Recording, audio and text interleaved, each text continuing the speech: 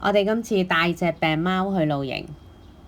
如果你都係中意貓嘅頻道咧，請你撳一撳右下方免費訂閱嘅掣，就可以免費訂閱天堂嘅頻道。中意影片咧，不妨俾個 like 同埋 share。喺呢2日1夜嘅行程咧，天氣非常之好，咁所以阿 Lay 都曬咗唔少太陽㗎。對於我呢個零經驗帶貓去街嘅新手嚟講咧，我忽略咗一樣最緊要嘅事，就係病貓夜晚黑嘅心情同埋個反應咧，比我預期之中大好多。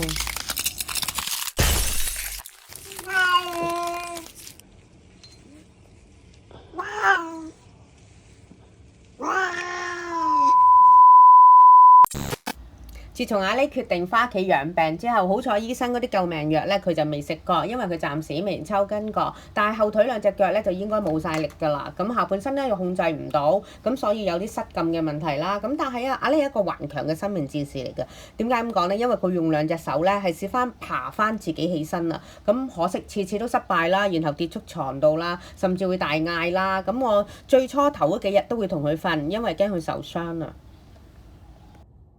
其實喺阿 Lay 出事之前，我哋已經訂咗露營車，咁之後梗係延期啦。如果再唔得嘅，要取消啦。咁我喺度諗啊，如果阿 Lay 嘅情況可以好轉少少嘅話咧，我好想帶埋佢上露營車，我好想帶佢出去玩。嗰晚就出現咗怪事。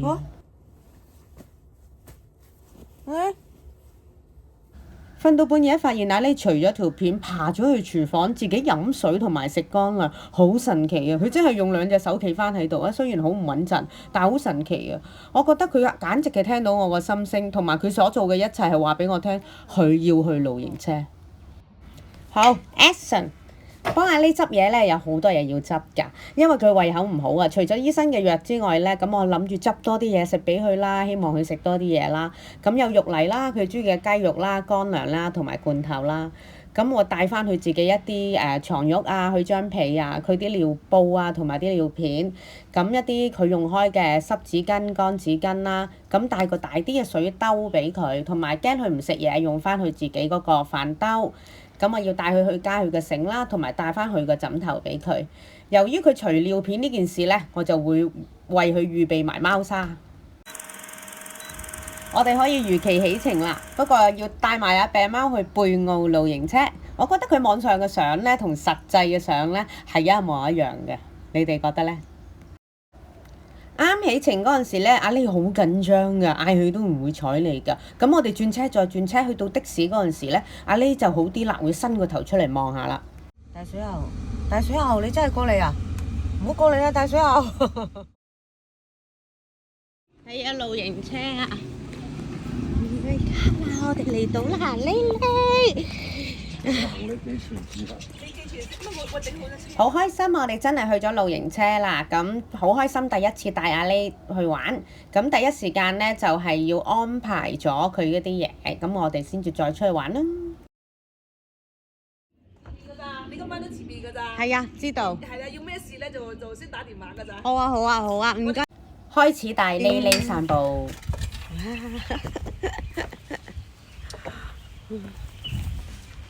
沿着呢個石路呢，其實離呢邊都仲有幾間嘅。呢度呢就獨立啲，同埋係大間啲，有人喎而家。咁呢條路我哋就去動物園啦。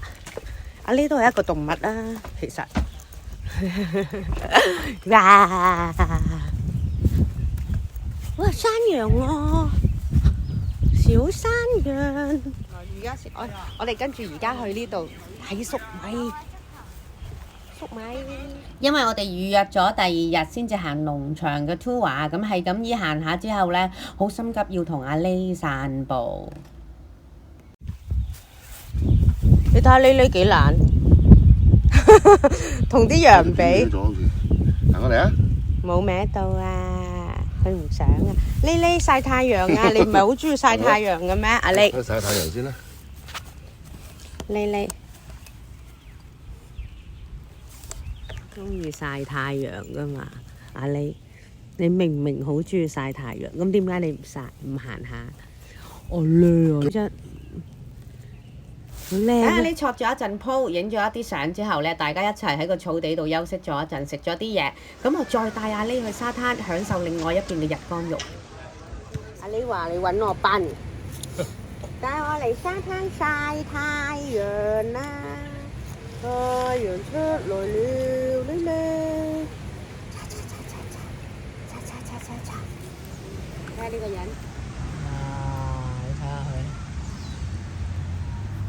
唉，佢出嚟都唔肯行啦！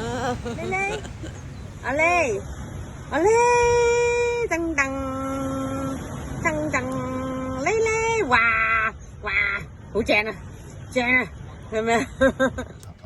哎呀！散步返去呢，呢呢就要食雞肉啦。點知佢食完之後都唔飽。唔緊要，我哋帶乾糧去啊嘛，再食過啦。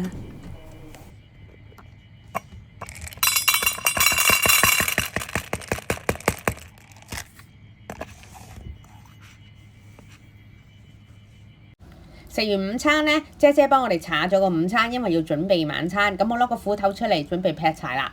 講笑啫，而家 BBQ 咧都係用炭噶啦，不過呢個露營車咧就有好多嘢食，我哋兩個都唔係好食得晒。咁我哋帶咗啲蝦嚟，因為阿 Leo 好中意食蝦，佢冇胃口咗好耐，咁希望佢肯食翻啲蝦啦。咁今晚佢的確都係食咗2-3隻蝦噶，好有胃口啊。咁佢都有出嚟散過步，跟住又好快又坐翻啦。我哋過咗一個好 chill 嘅 BBQ 夜晚黑啦，今日大家都好舒服。天色好靚，抬頭望到好多星星，但係估唔到影唔到出嚟。阿呢過咗一個好超嘅晚上，都估唔到佢夜晚黑原來咁緊張嘅。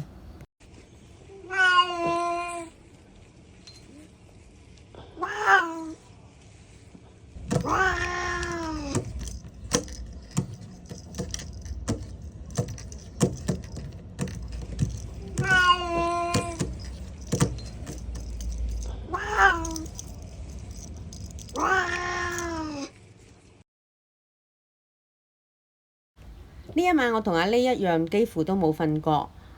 本來諗住喺阿 Lay 剩餘嘅貓身呢帶多啲阿 Lay 出嚟玩，咁但係我喺度諗，究竟我今次呢個露營車之旅算唔算失敗啊？多謝大家收看帶糖尿病貓去露營嘅上集。如果未訂閱添糖頻道嘅朋友呢，可以右下方撳免費訂閱。如果鍾意影片呢，請你撳個 like 同埋分享啊！亦都歡迎大家喺留言區度講下養貓嘅心得，尤其係病貓。